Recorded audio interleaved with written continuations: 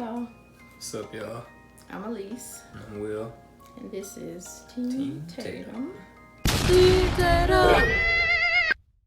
So, movie number 3 on our 1001 movies you must see before you die is 1977's Suspiria, which I had heard of but knew nothing about other than the name existed. Had no idea they remade it in 20-something with the girl, Chloe, whatever her last name is, I can't pronounce it, but Hit Girl. That Chloe Metz or something like that. But anyway, this is the original version, and just gonna go through our thoughts and what we, thoughts and what we thought about it. So, had you heard of the movie? No. Before? Okay. Not even a little bit. Or the remake until you just said it right now. I forgot where I heard it from. I didn't hear it a lot. It wasn't something that came up frequently, but I had heard the name before. Just didn't, and I knew it was horror related. Couldn't tell you anything else outside of that. So it's a Italian film? Italian, yeah. Quick tidbit about Italian films. They don't film any sound and do it all in post, so it's always dubbed, even with the actors dubbing their own voice. So it's not like somebody else does it. So that's a little backstory on that. So the movie is basically about a girl named Susie who travels to Europe. I don't think they say where she comes from other than just the US. But she travels to Europe to join this prestigious dance academy, and stuff starts to get weird. Warning, spoilers ahead. Alright, so movie starts off her getting in the airport, leaving out of the airport. It's raining cats and dogs. Hails down a taxi. For whatever reason, leaves her bags on the sidewalk. Like that dude's gonna get out and get her bags. It's like, this ain't an Uber. You already near your bags. Just take your bags and put them inside. Like, I'm not about to get out in this and put your bags inside. But anyway, it was funny because she had to get back out to go get her bags, get more soaked, and then get back in. Anyway, she makes it to the school and she's knocking on the door. It's late at night, super dark outside. So I'm assuming it's after hours, and that's why she's banging on the door, because the door is locked and no one's answering the door. And then this woman comes to the door, but she's not talking to her. She's talking to someone like inside, off camera, that we can't see. Like, she's got her head turned and she's barely got the door open. And for whatever reason, Susie just stands there and like listens to this woman mumble and not make any sense. Just don't know who she's talking to. And then she pushes past Susie and runs away and closes the door. And then Susie goes back to banging on the door, and it's like, well, you could have got in if you just said like, hey, can I come in? I mean, the rain is coming down and she's just standing there. She couldn't be like, excuse me, sorry, I know you haven't come, can I come inside? It's raining, I'm supposed to be here, sorry, I'm late, whatever. But no, so luckily for her, the taxi driver didn't pull off, and so she was like, oh, I can't get into school, and went somewhere. I forgot where she went, but she came back the next day and knocked on the door. Someone answered immediately because it was daytime, and they were like, oh, we didn't know. Oh no, wait, let me go back. So before she goes the next day, the woman who ran past her winds up at, I guess, a friend of hers apartment complex or whatever, right? And she's telling, she's all distraught and like frantic, and it's like, I gotta get out of here, thanks for taking me in. And she was like, calm down, why are you so agitated? She was going 100 miles a minute. And she was like, I just need to, can I use your bathroom? I need to calm down. And so she goes in the bathroom, and this is when like she starts wigging out and pacing around. So we like, what you looking at? It was kind of like when your dog is looking at something, but you don't see them. You're like, what you looking at? And it just kept cutting back and forth between her and the window. Finally, you see some random cat eyes, or like some like not human eyes, like just floating eyes. And she freaks out and then backs away from the window. But it's a horror movie, so she eventually goes back up to the window, and this arm comes out of nowhere, crashes through the window, and like holds the back of her head up against the glass, and was pushing her like it was gonna push her through the glass from the inside, like grabbing the back of her head, pushing it forward, her face all smushed up on the glass, and she gets away, but it's still in the bathroom. It turns her, and, you know, she's panicking.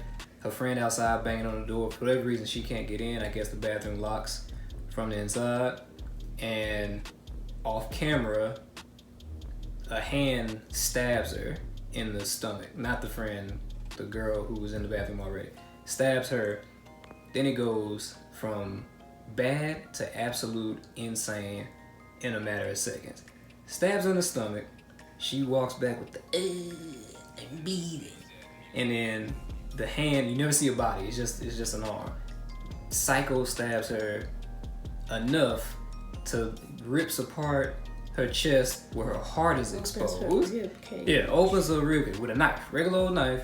You can see her heart beating Mortal Kombat style. That wasn't enough. Stabs the heart, like directly, knife in the heart. She just bleeding out. Then he grabs like I think it was like a telephone wire or something from like, you know, a rotary phone or whatever, and wraps it around her, and somehow they get to like this glass floor, which is the like ceiling to the main lobby of the apartment complex. I don't know how this building is built, but her friend has been banging on the door for whatever reason, leaves, I guess to go out to get help. In another way or something. But no, she comes out through the lobby and she sees Susie's head like coming down from the ceiling through the glass, and she's like, oh. And the hand, you know, the unknown body pushes her through the glass shatters, and it was like a what's the thing called it's like a stained glass design piece up on the ceiling. That thing shatters. She falls.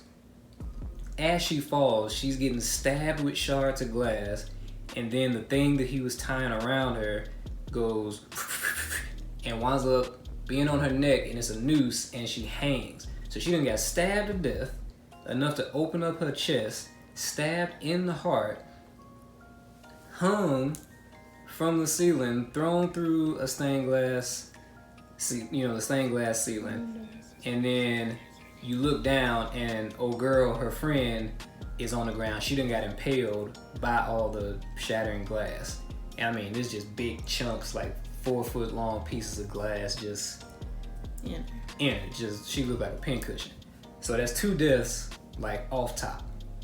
Or whatever, right? Hadn't seen no mess like that before. I was like, that's crazy. And ketchup blood. Yeah, I was about to say, the bad part about it was the blood looked absolutely horrible. That wasn't even ketchup. That was Kool-Aid. Mm-hmm. Like, it was thick Kool-Aid. Allegedly, that's the style of this kind of movie. I can't remember the name of the movie. Well, the type of movie it's called, but it's how this kind of Italian movie, they purposefully make the blood look red like that, so it's all bright and sticks out, but it sticks out too much. Yeah, it's super bright. It just looks weird.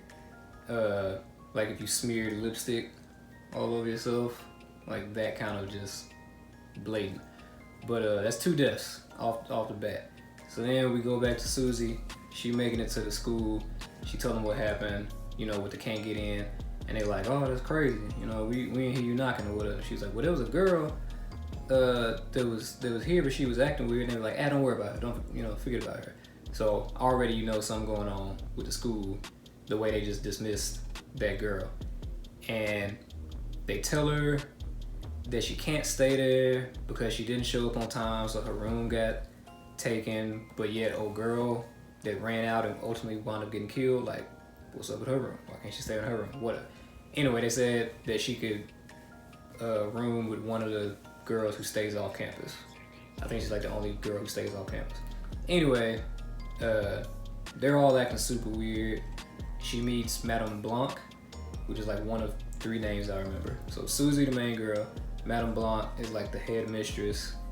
Well, she's like the vice president, because there's a woman named Helena Marcos that's supposed to be the top person, but no one has ever seen her. But they know about her, they just never seen her. So Madame Blanc is like the face.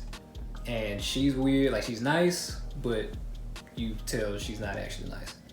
And she's got an assistant, old Miss Trunchbull looking chick with a riding crop. There's a random little boy. Well, he's not random. He's the nephew of Madame Blanc, but it's like a creepy little The Omen looking boy. Who's like 8 or 9 or something like that. And there's a blind man who has a dog, a German Shepherd that he leaves tied up all day while he's at the school. He walks with the dog up to the school, ties the dog up at the front of the building, and the dog is just like, I ain't signed up for this. Why am I out here? It's hot. No water, no food. The dog is out there, and he in here, playing the music for the ballerinas. Anyway, it's female and males. They dancing or whatever. Miss Trunchbull is, telling them they trash and all that. Do it again. Susie meets this chick named Sarah, I think, and Sarah's like the talkative girl who don't nobody talk to, but Susie don't know that don't nobody talk to because she talk too much. So she being nice, and Sarah just talking her ear off. Just every scene she in, she just yap talking, and weird stuff is happening. Susie is like, that's not really happening, but it is happening. She gets lightheaded and starts passing out. Yeah, just randomly one day she got sick, basically. Passed out. They had to carry her off, and that's all I got. I said it like I was done. Yeah, I thought you were gonna add a lot. You did not. They put her on this weird diet. I think of like wine and fish or something, or just wine. I know they're making her drink wine. Yeah, it was fish too, like baked fish. Yeah, and she's like drained, and she's trying to tell them like, I need something besides this fish and wine. Like I'm constantly exhausted all the time. Yeah, I need some water. Something. Yeah, like I'm drunk. I'm just hungover all the time. So that's weird. There's a scene, and I apologize if it don't seem like we know what we're talking about. We watched this movie actually a couple of weeks ago and just been busy. And I think my brain purposefully wiped it out of my memory. Oh yeah, spoiler alert, we don't like this movie. So at some point, I don't know, so we're jumping around. We're doing the best we can to remember it, just to get it off the list. So these maggots appear in the school, and I mean they're everywhere. Like, she was asleep. She was asleep. What is that? What's happening? I thought it was water dropping on her or something. They look up. It's maggots falling off the ceiling. And how many maggots you gotta have for them to be falling off the ceiling? I mean, the ceiling was literally all you maggots. saw were maggots. No kind of construction material. Yeah, no ceiling, no stucco, no popcorn ceiling, no drywall, nothing. Like imagine a decomposing body. Are y'all mating? Like a raccoon or something you've seen on the road and got the maggots on it. Imagine that just the whole ceiling was the body. Some birds mating on their fence. One just jumped over, flew and landed on top of the other one. Going at it. I was like, are y'all mating? Could be. He's like, mind your business. They wake up everybody. People are coming out because they screaming their heads off. Because who's not? The ceiling is filled with maggots. Yeah. And people come out of their room and then they start screaming because they stepping on maggots.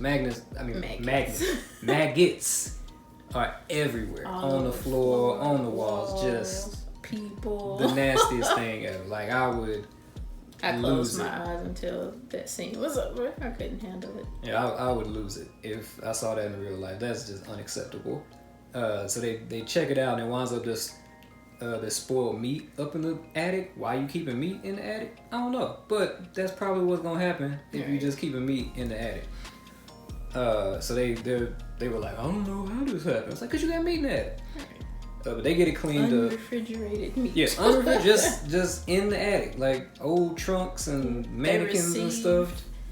They received it. I don't know why I'm saying received, but they received it, and it was supposed to be put where the food was kept, but something happened and they didn't have space. And their smart idea was to put it in the attic. So Susie's still like, everything's fine, it's okay. Meanwhile, I'd have been like, I gotta go. This place ain't for me. But she stayed there, and more weird stuff started happening, and they sleep in the gym, which is like, why do they have a gym? But whatever. They also had a swimming pool. Like, they all, like, an Olympic looking swimming pool in there. I don't know how big this facility was. But they sleep in the gym. It was like a school too.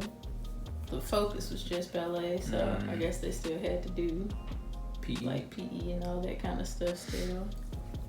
They didn't show them doing none of that. Yeah, they didn't show them doing nothing. Just dancing. Or going to class or nothing like that. But just dancing. And very little dancing. Like, you would think a movie about a jacked up situation, ballerina school or dance school, would have dancing in it. But there's only like 2 scenes with her dancing. Yeah, and the main girl did not know how to dance. Oh yeah, she was trash.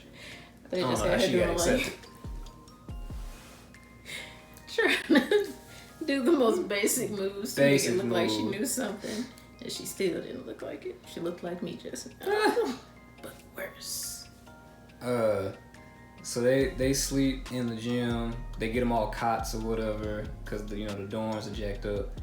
And Sarah started going off about Helen Marcos, the lady who allegedly runs the place. And they were like, no one's ever seen her. But you know what's also weird? I don't think the teachers leave at night. They're supposed to leave at night, but when I can't sleep, I hear them walking up and down the stairs, and in the hallways. Like, what are they doing here? And I was like, well, I didn't know. Like, why were they leaving in the first place? Like, I thought it was the type of place where you lived and went to school, but because it's like a giant facility, like a boarding school almost. Yeah. But anyway, so Sarah, want to play super sleuth and figure stuff out. And there's this weird breathing that you don't know where it's coming from. And there's a silhouette of a lady in a bed, and the breathing is coming from her, but you can't see her. And like, that's supposed to be a whole vibe, creepy thing. It was just weird. And then Sarah, the talk chick, something happens. She starts running away from somebody, and I think she was talking too much, and they were like, we gotta get rid of you. And she heard them coming for her at night, and so she tried to escape and went in this room, tried to lock herself in, but she was like, they're gonna get in. She sees this window, so she starts stacking up all this stuff very poorly, shouldn't have been structurally sound, to try to get up to this window. It looked like a Jenga tower ready to fall. But somehow she get up there. It did take a few tries. It was falling okay. a few times when she was trying to climb up. She'd have to restack them. We were like, hurry up, girl, we're coming. Yeah. Or give up. Find a new plan. But she gets up in this window, and in our brains, she's going outside. Nope. She goes through that window and falls into a corridor of barbed wire. Just like, imagine a ball pit, but barbed wire.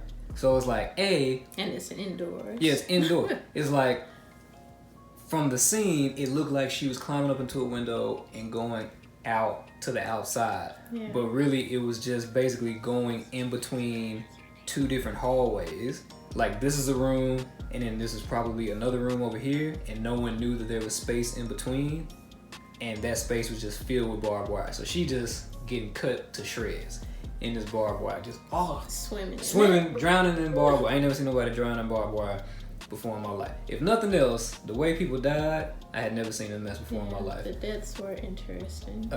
Super out the box. So if getting cut up by the barbed wire wasn't enough, here come this hand with no body. And to be clear, it's not a floating hand. It's just the person is off screen. You don't see him. Like the psycho arm when getting stabbed in the shower. Like, you don't see the body. You just see the hand going. So to add salt in the wound, while she drowning in this barbed wire, the hand slits her throat, and it's an up close shot of her throat getting slit, of what's clearly like a chicken breast or some form of meat. Like, the way it cut, and I was like, I know meat getting cut when I see it. But it's supposed to be an up close shot of her throat getting cut. So now Susie out. Not Susie, Sarah out the game. So then Susie's like, Sarah's missing, so she started asking questions or whatever. And I might be jumping. Well, I know I'm jumping. So going back to this blind cat, this blind guy who's doing the music. All of a sudden they fire him because allegedly his dog that's always tied up outside bit the little Omen boy, the nephew of Madame Blanc. But right. In that scene where he bit the boy, it showed the little boy and the evil woman walking up to the dog real slow and suspicious like, and the dog was like, what y'all want? I don't want no trouble. And then from the inside you just hear like, oh, like it was a more aggressive sound than that, but just one bark, and then the boy screamed, and allegedly the dog attacked him unprovoked. Yeah. So they say. And so they go in, going off the mouth at the piano player, the blind guy, and he's like, Bruno wouldn't do that. His name wasn't Bruno. I don't know what the dog's name was. He's like, Bruno wouldn't do that. He's a kind soul. You're lying. And they're just like, whatever. 2 freaking weeks. No, for 2 weeks. So they're just like, pack your bags, get out of here. So he leave in a huff, or whatever, or as quickly as a blind person with a walking stick can leave in a huff.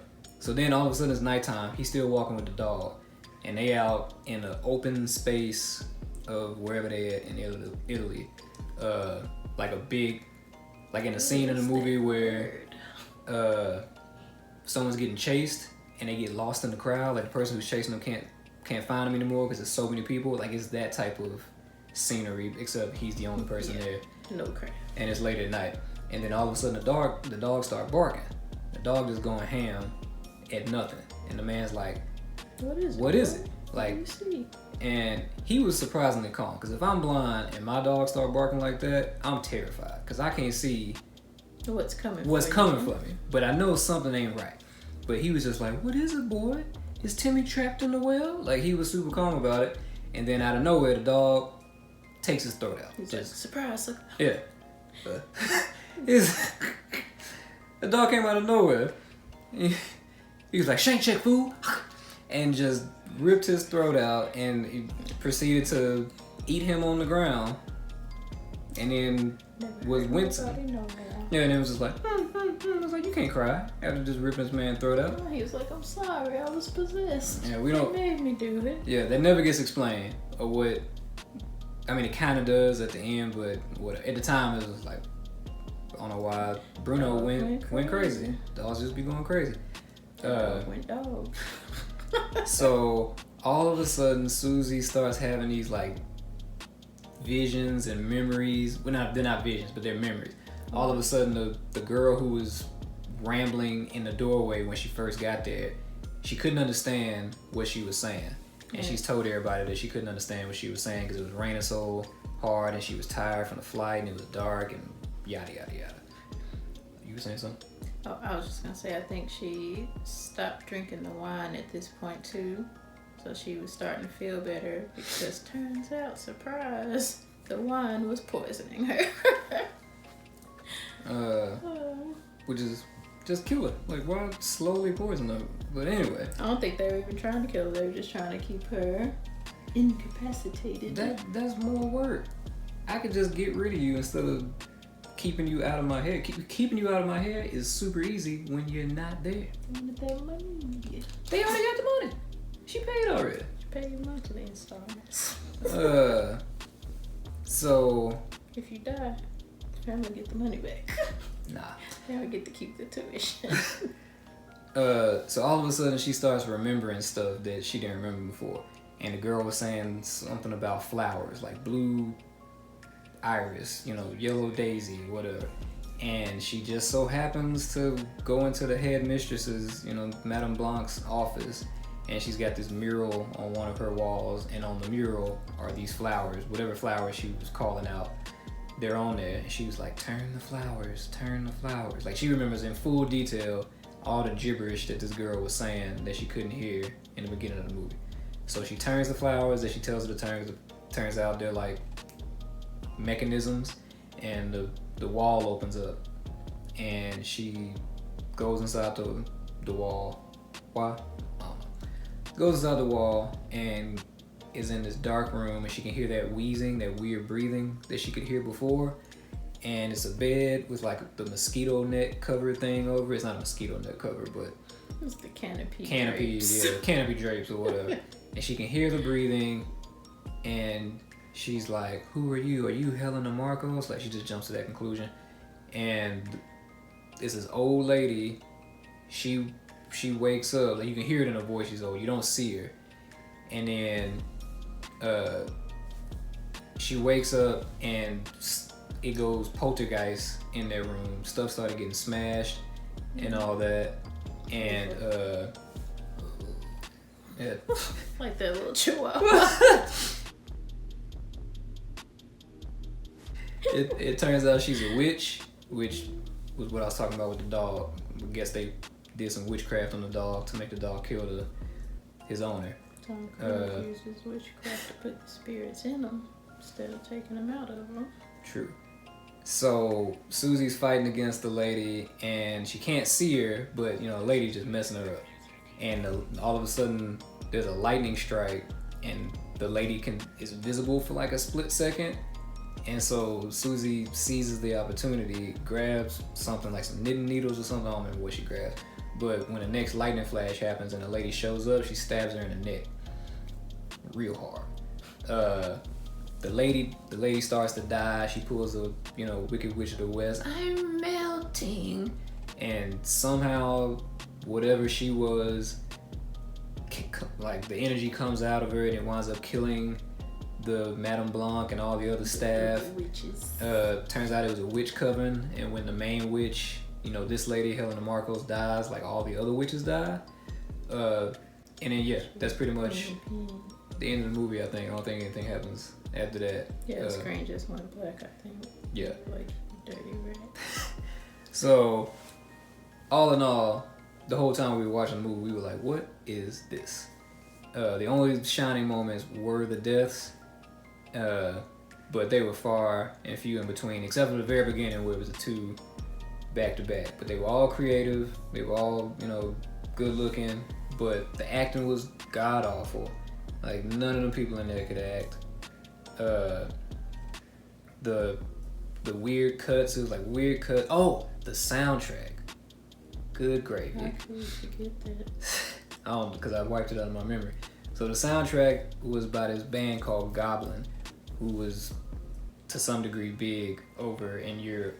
And they are like this, I don't know what type of music it is, but we were not fans. Not our type of music. So I'm not going to try to we like a lot of music. Yeah, we like a lot of music. Put us in a box. That ain't it.